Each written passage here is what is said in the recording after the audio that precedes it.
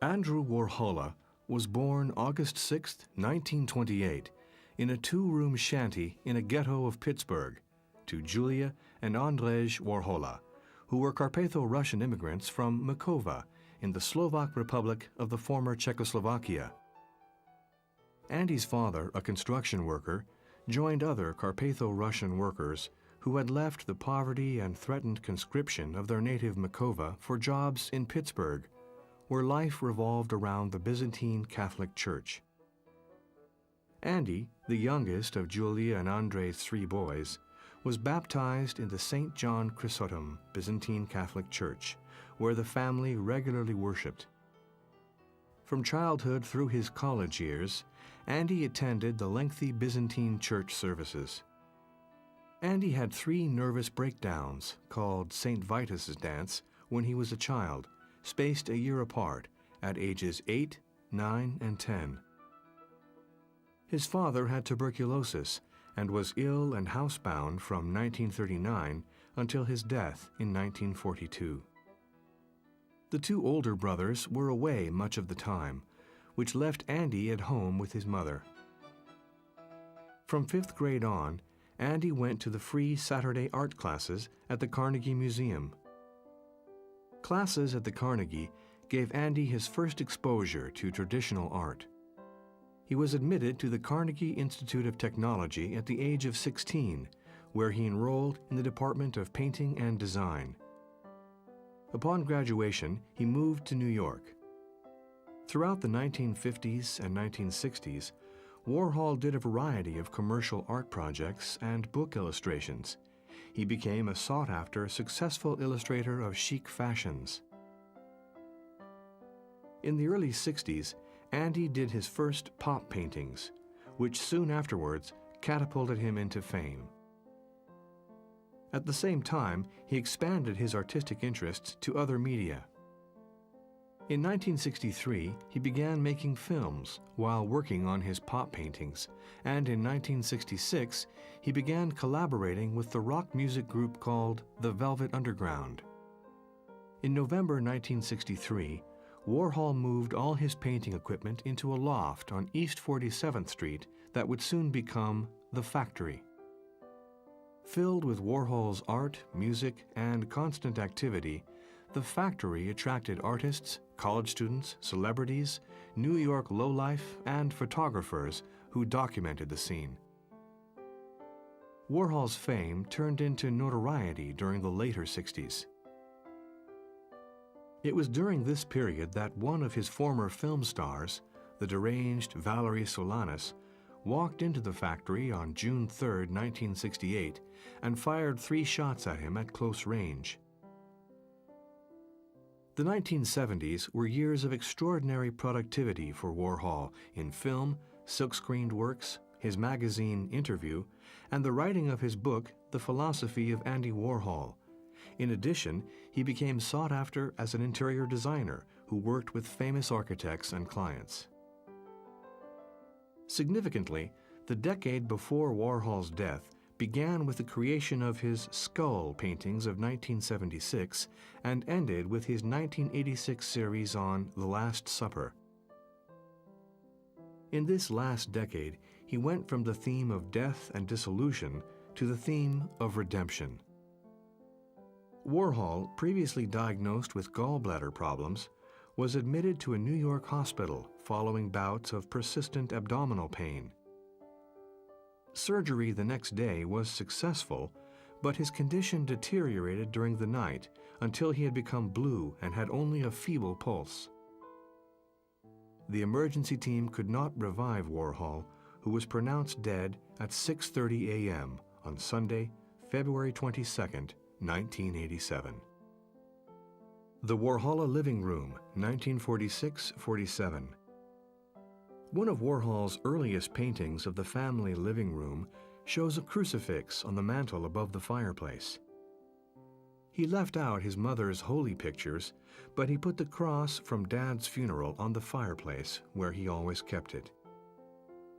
Thus, Andy's earliest experience of art was of religious art.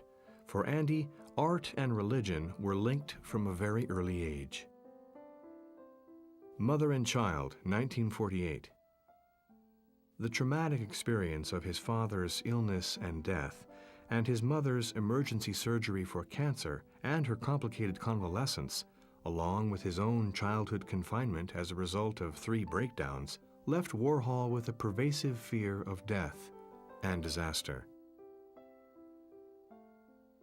The early drawing of Mother and Child shows an Andy-like child in the tender and protective embrace of his mother. The child clings to her, but looks warily and fearfully at us. Praying Hands, 1950s. In Warhol's early drawing after Albrecht Dürer's Praying Hands, he transformed the aesthetic-looking hands of the German master into supple, sensuous hands of a youth. Untitled, Golden Hand with Creche, 1957.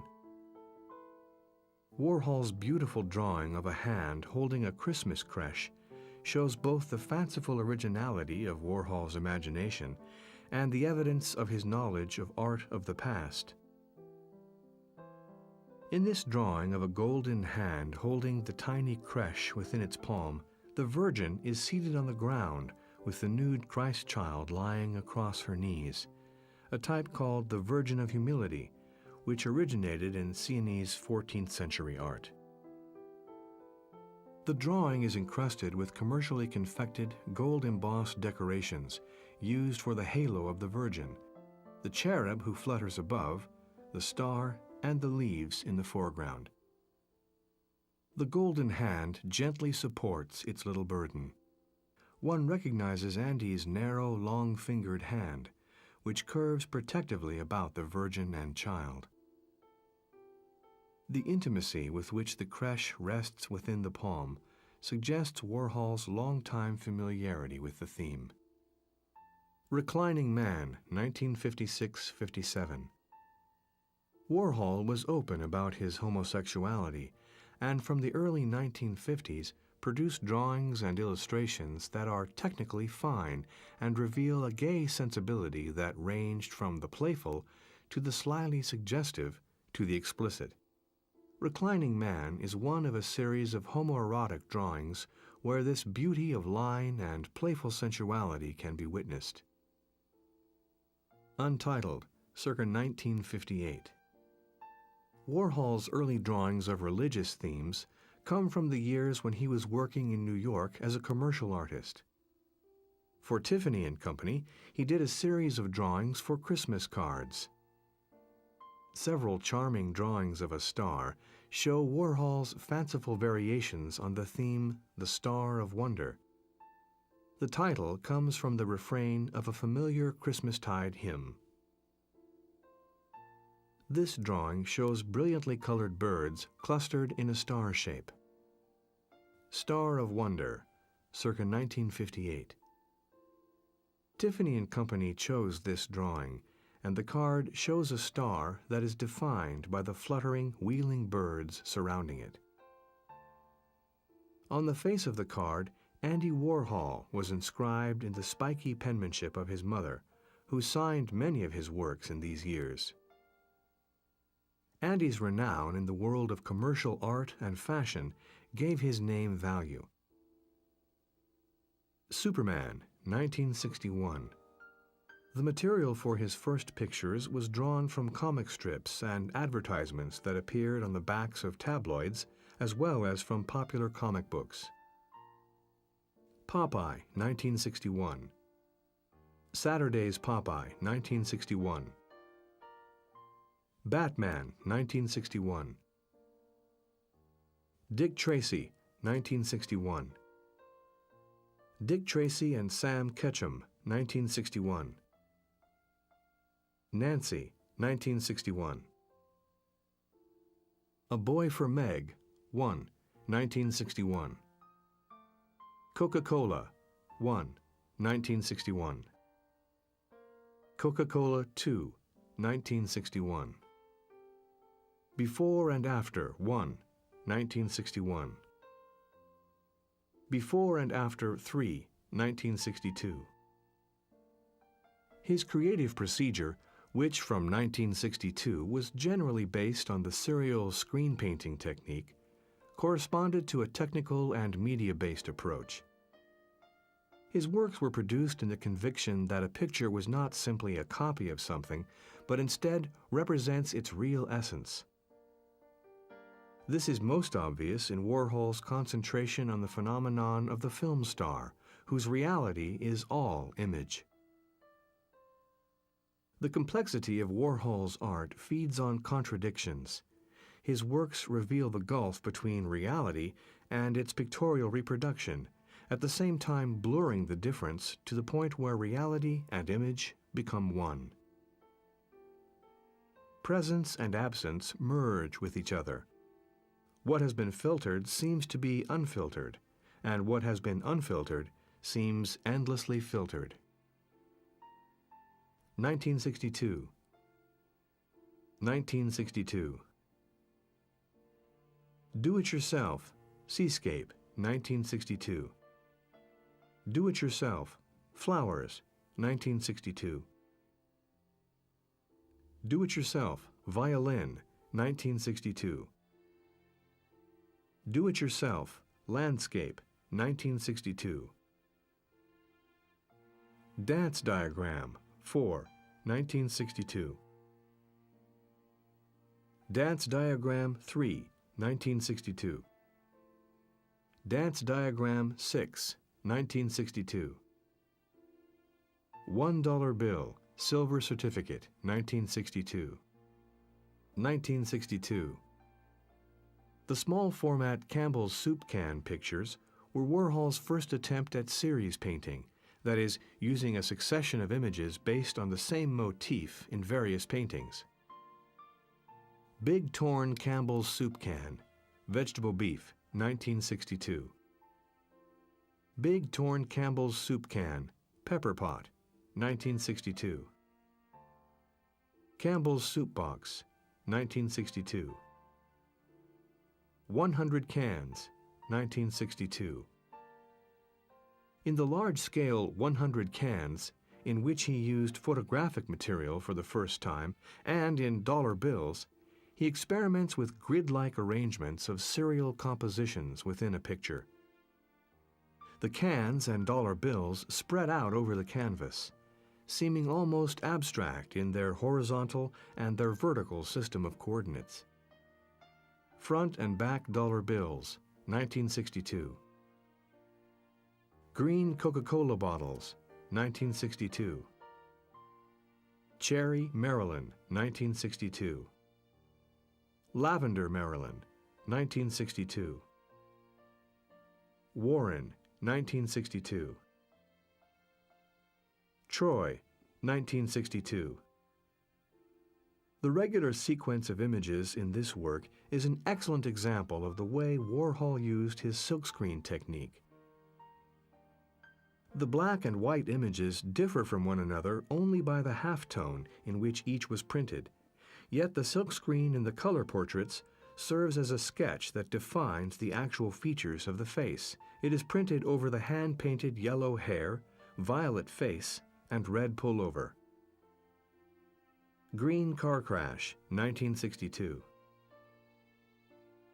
Liz No. 1, 1963. Liz No. 2, 1963. Liz No. 5, 1963. Liz No. 3, 1963. Single Elvis, 1963. Single Elvis, 1963. Elvis Two Times, 1963. Double Elvis, 1963. Silver Liz, 1963. The Disaster Pictures, quite likely his most impressive and important series, reveal the dark side of American consumer positivism. The everyday tragedies of automobile accidents, suicides, major fires, and electric chairs join together to form an endless series, resulting in the death of their original meaning. Burning Car 1, 1963. Bellevue 1, 1963. Orange car crash, 1963. Silver car crash, 1963. Bellevue 2, 1963. Suicide, Purple Jumping Man, 1963. Black and White Disaster, 1963. In many of these paintings, the uniformity of the composition is interrupted both by overlapping and smudging the underlying image, evoking a seemingly narrative content and cinematic motion. Yet considered more closely, this sensation of time is just as misleading as in his first films. It is always the same shot and always the same silk-screened image. Suicide, Fallen Body, 1963. Orange Disaster No. 5, 1963. Gangster Funeral, 1963. Blue Electric Chair, 1963. Optical Car Crash, 1962. Silver Car Crash, 1963. Suicide, 1963. This shows a 23-year-old model that jumped from the observation deck of the Empire State Building to her death. When one first views the 10 by 6 foot painting, it is the abstract black pattern with its undulant highlighted forms that absorbs the viewer's attention.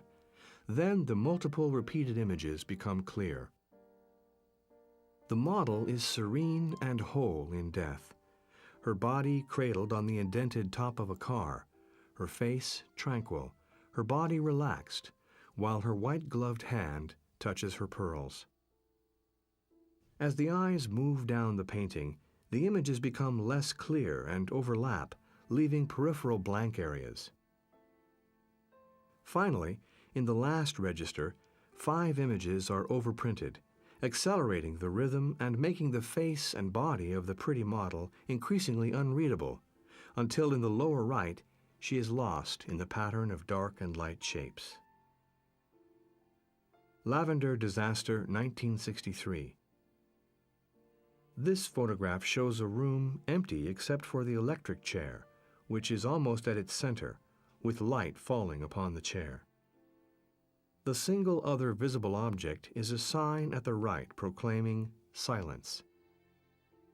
In the Lavender Disaster, the repetition of this image is symmetrical with 3 images across the width of the painting and 5 laterally. A spectral light illumines the right-hand image, where the black shadows, which increasingly encroach upon the light, now encompass most of the room. The sign requesting silence is no longer visible. But the darkness of the lower right register seems less a negation of the image and its meaning than a coda to and a meditation on death. Flowers, 1964. The Week That Was, 1, 1964. 4-Foot Flowers, 1964. Red Jackie, 1964. 12 Jackies, 1964. 9 Jackies, 1964. Brillo Box, Brillo Box 3C, off. Kellogg's Corn Flakes Box. Mott's Apple Juice Box, 1964. Brillo Box, Campbell's Tomato Juice Box, 1964. Shot Sage Blue Marilyn, 1964. The 4 Marilyn pictures, later dubbed the Shot Marilyns, are today Warhol icons. The color of the hair, face, and lips are masterfully combined with the black of the silkscreen. Shot Light Blue Marilyn, 1964. Shot Orange Marilyn, 1964. Shot Red Marilyn, 1964. Turquoise Marilyn, 1964. Flowers, 1964. Flowers, 1964. 2-Foot Flowers, 1964. Colored Campbell's Soup Can, 1965. Colored Campbell's Soup Can, 1965. Colored Campbell's Soup Can, 1965. Colored Campbell's Soup Can, 1965. Double Self-Portrait, 1967.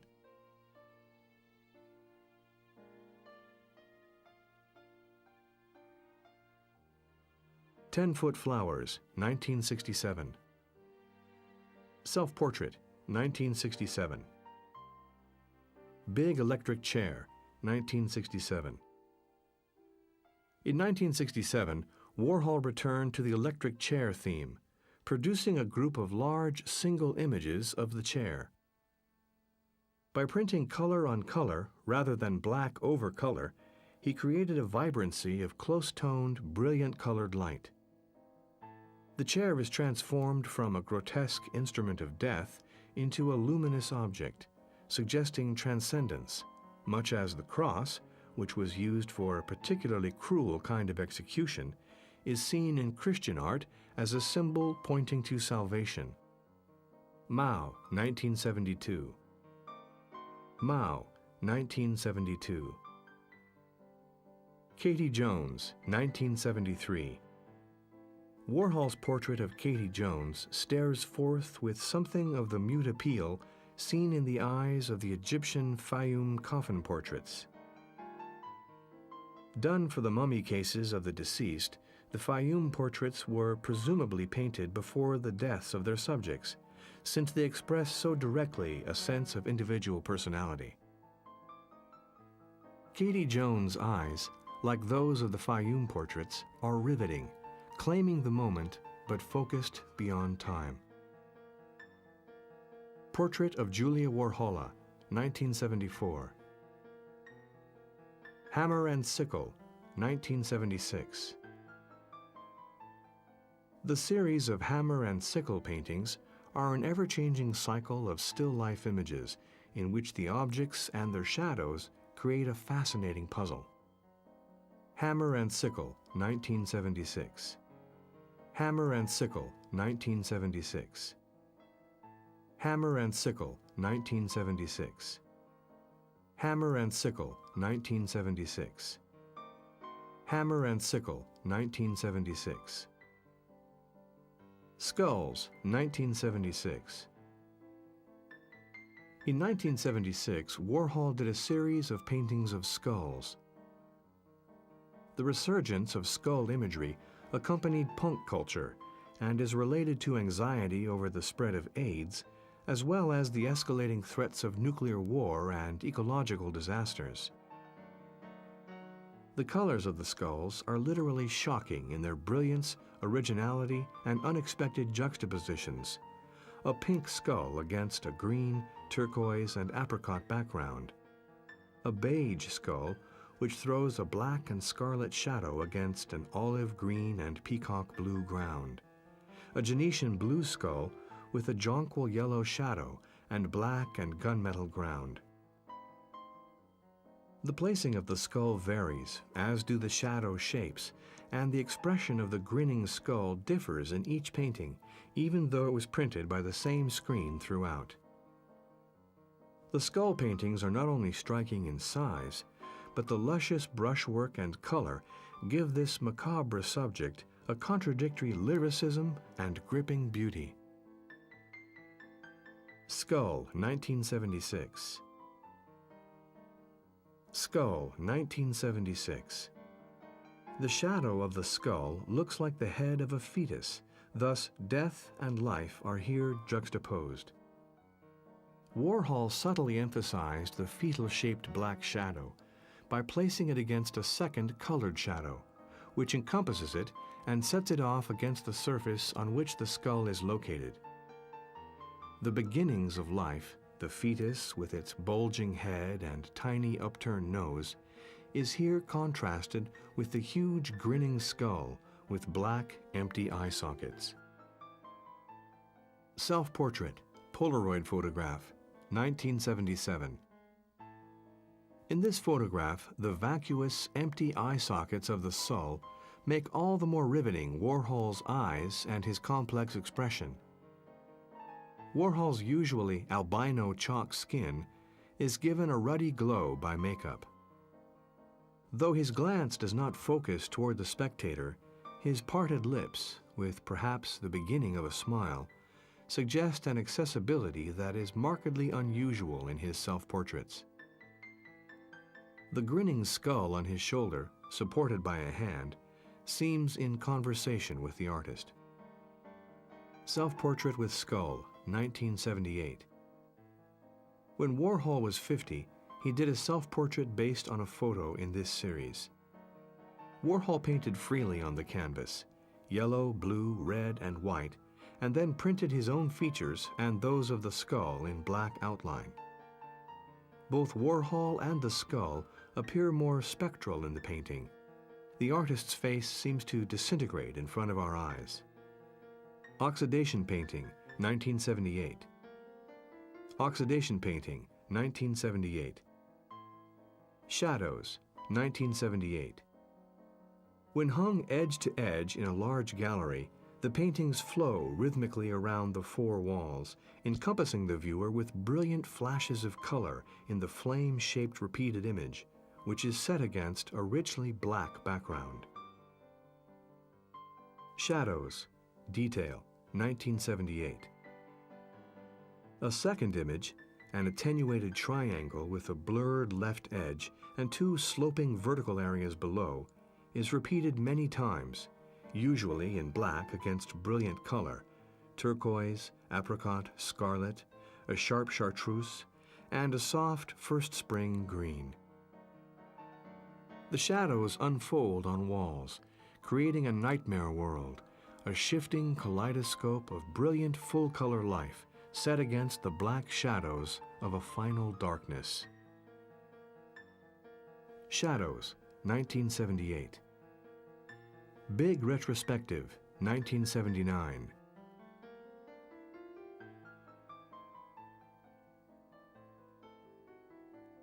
Diamond Dust Shadows, 1979. Diamond Dust Shoes, 1980.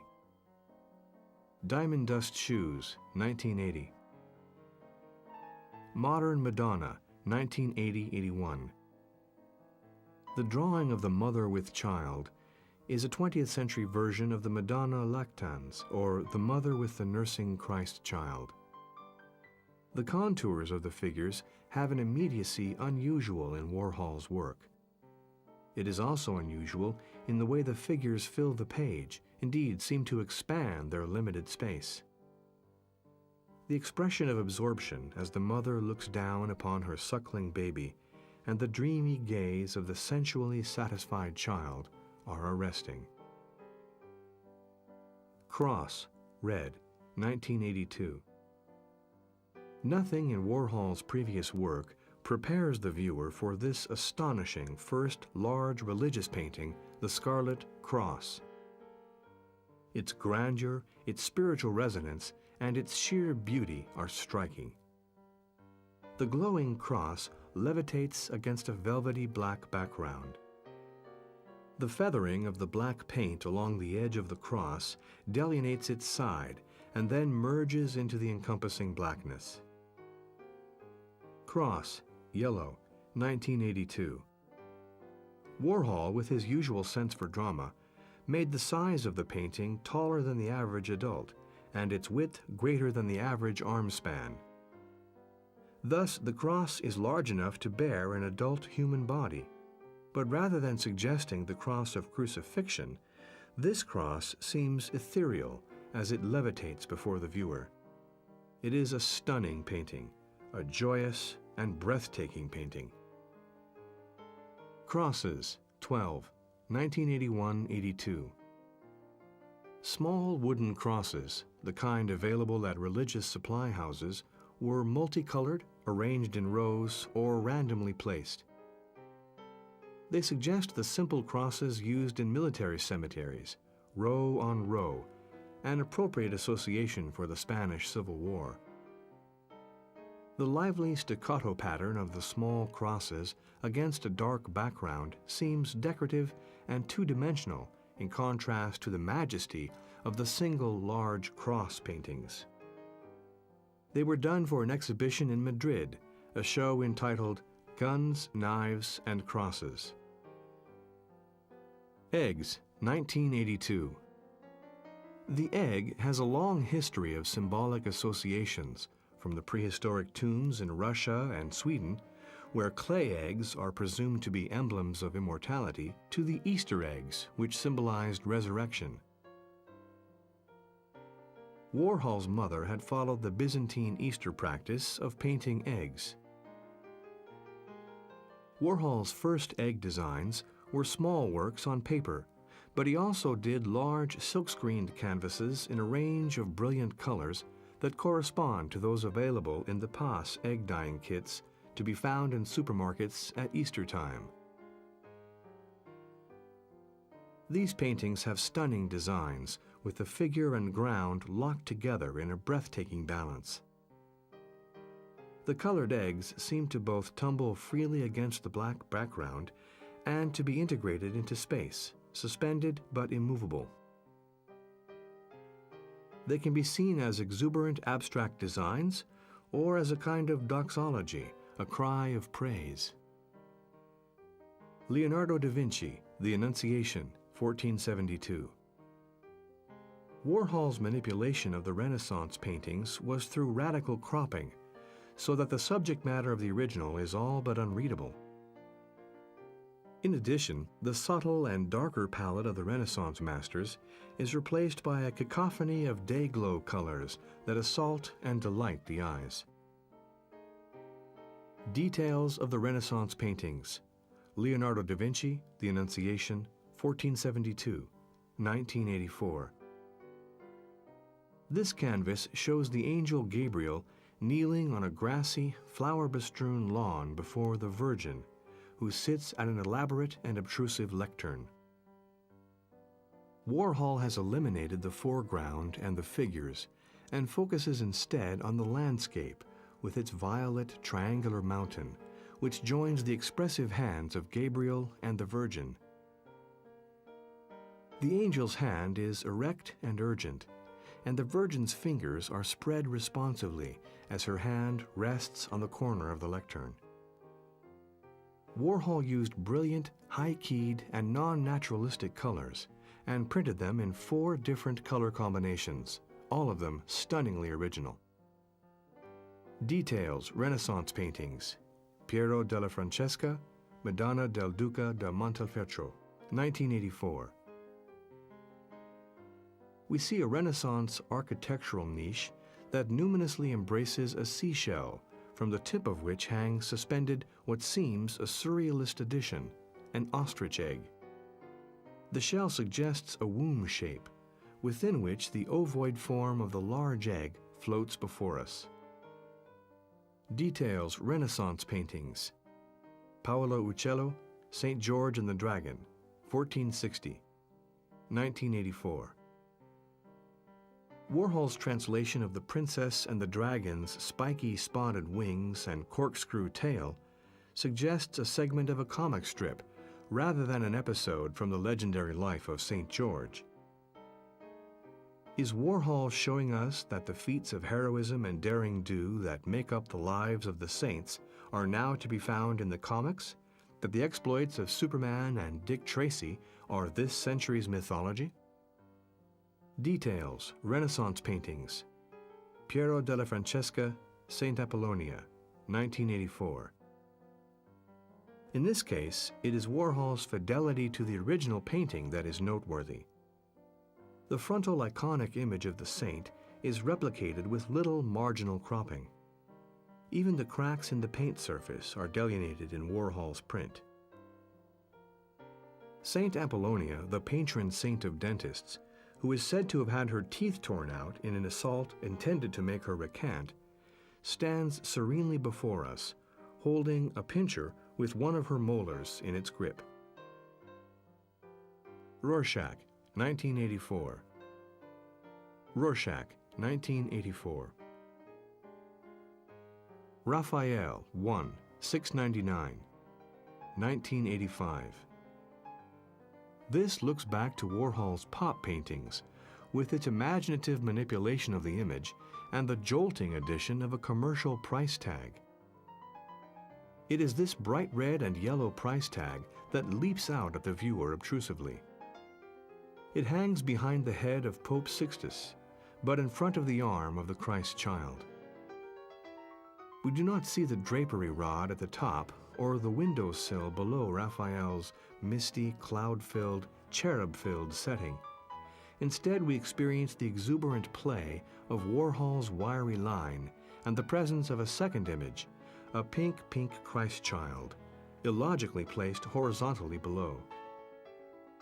Heaven and Hell Are Just One Breath Away, 1985-86. Warhol finally created paintings in which his secret but deeply religious nature flowed into his art. The Last Supper, 1986. Andy's last great work, the Leonardo Last Supper, was commissioned by Alexander Eolas, the art dealer, early in 1986. He used encyclopedia illustrations of Leonardo's painting that were reduced to traced, artless boundary lines. A comparison of the encyclopedia illustration with a painting from Warhol's Last Supper series reveal how closely Andy followed the illustration. He himself called it his plagiarist style.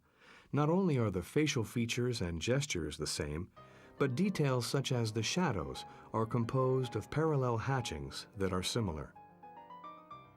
A striking difference, however, is Warhol's omission of the architectural setting and tapestried hangings on the wall. The figures about the table thus appear monumental in size, and the table seems to be pressed into our space. The Last Supper Detail, 1986. Warhol was wholly absorbed with the Last Supper paintings in this last year of his life, working on little else. He did the head of Christ over and over again, and also sketches of Christ's hand next to the glass of wine.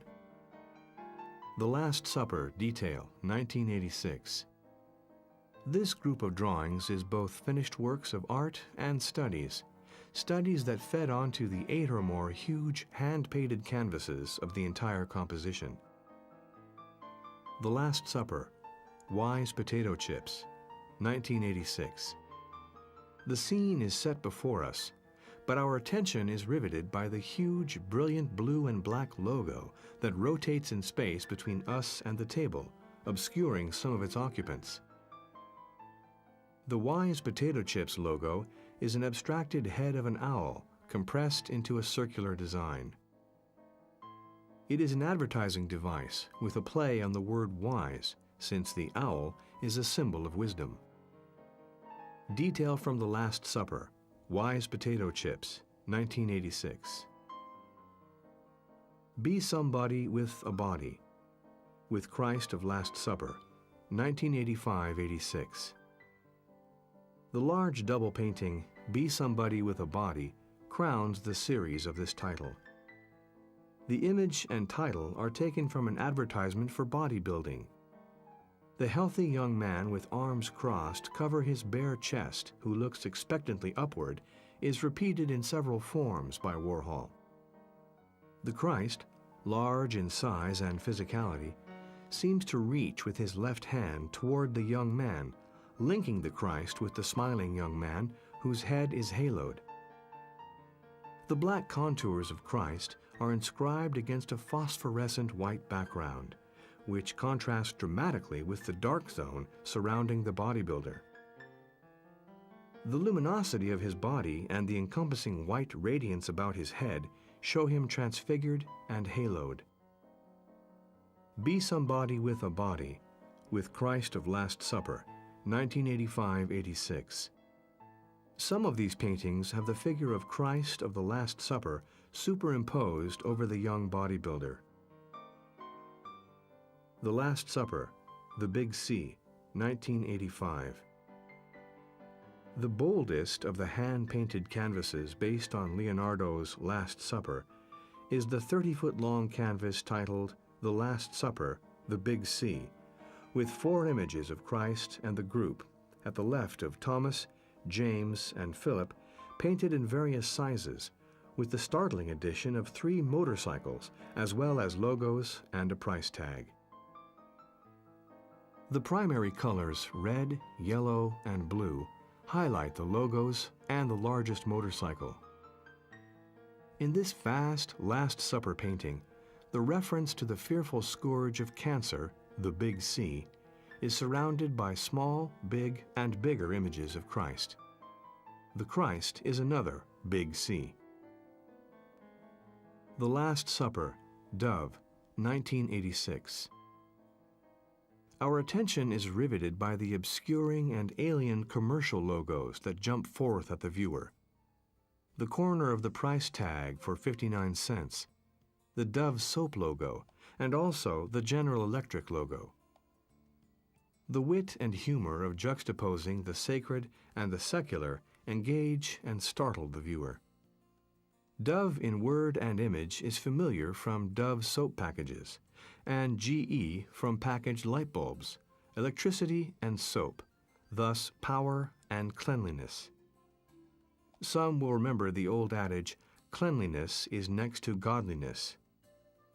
Significantly, the dove levitates above the head of Jesus. Andy would have known the accounts of the baptism of Jesus by John the Baptist, when the heaven was opened and the Holy Spirit descending upon Jesus in bodily form like a dove. As for GE, we bring good things to light, can be seen as a metaphor for creation, when God separated light and darkness and found his creation to be good. God brings good things to light. GE as a symbol for the Creator, the dove for the Holy Spirit, and Jesus here delineated at the Last Supper, the three make up the Holy Trinity. The price tag? Does it mean everything can be purchased? Or perhaps the meaning that not everything can be purchased? Or again, the 59 cents, which even in 1986 would not have bought much, may refer to a devalued currency and devalued religious images, which are here juxtaposed. This arresting painting suggests multiple meanings. 10 punching bags, with Christ from Last Supper. The strangest of all these Christ images are the 10 white boxers' punching bags, which have the Christ image drawn on them by Warhol, with additional designs and phrases painted by Jean-Michel Basquiat. Christ 112 Times, 1986. In this vast panorama of repeated images, the face, features, and shoulders of Christ at first lose their identity and dissolve into an abstract pattern. But gradually the faces recover their identity, then are lost again in the wave-like motion of the seemingly overlapping contours. The repetition is incantory and may, for the attuned viewer, act as a visual chant. Warhol had a special sense for shape and size. Here he pushes dimensions to the limits, suggesting indeed that the images could be repeated beyond space and time infinitely. The Last Supper, Pink, 1986. When one first sees the pink Last Supper, there is a moment of shock at viewing two replicas of Leonardo's original mural set side by side. The ambient pinkness of the scene is also startling. But it is surprising how quickly seeing and feeling are accustomed to this doubleness and this pinkness. The Last Supper, Red, 1986. At first viewing, this glowing red painting is startling with its upside-down panels adjacent to right-side-up panels. The effect should be disorienting, or at the very least, disquieting. The strong vertical of the glowing red tablecloth with the velvet black shadows below the cloth knit the composition together. Looking from left to right, this black and red horizontal is at the upper border and continues to alternate top and bottom as the eye moves from left to right. The rhythm of these alternations is slow-moving and lyrical. Detail from the Last Supper, Red. The Camouflage Last Supper, 1986. The camouflage pattern spills over the vertical edges, functioning as a kind of frame on either side. The camouflage pattern covers and partially veils the features of Jesus' face, as well as the faces of the two groups of apostles to the left and right of him. In the groups at either end of the table, the picture puzzle pattern of camouflage has odd-shaped, light-toned areas that seem to highlight the eyes of Simon and Jude at the extreme right in both scenes. The Apostle Jude, who is second from the right, looks anxiously and searchingly towards us. The three apostles at our left, Bartholomew, James the Greater, and Andrew, seem to peer at the Christ with intensified emotion. Detail from the camouflage Last Supper. Last Self-Portrait, Camouflage, 1986. He used the camouflage pattern for this late self-portrait, in which a very large image of a cadaverous, white-wigged, tragic-looking Warhol peers toward the viewer with an unfocused, far-seeing gaze. The Last Supper, Christ, 1986. This Christ image, silk-screened over pieces of colored paper that have been adhered to a heavy sheet of background paper, is lyrical and reverential.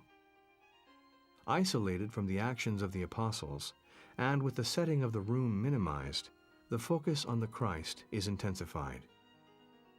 We become aware of the inward and remote expression of his face, and how it contrasts with the self-offering gestures of his hands. 60 Last Suppers, 1986. The viewer is impelled into a physical relationship with it, for the entire painting can only be seen by stepping way back from the wall where it hangs. Then, having studied the grid pattern of repeated images, we are drawn forward to examine the individual images, how they are joined, how the blackness of the left and back walls in the repeated rooms makes the light on the right wall and the light about the 60 times repeated Christ seem phosphorescent. The Last Supper, 1986. Camouflage Boys, 1986. Joseph Beuys, 1986. Joseph Beuys, 1986. Self-Portrait, 1986. Self-Portrait, 1986. Skeletons, 1987. The composition is made up of 4 stitched-together photographs of skeletons.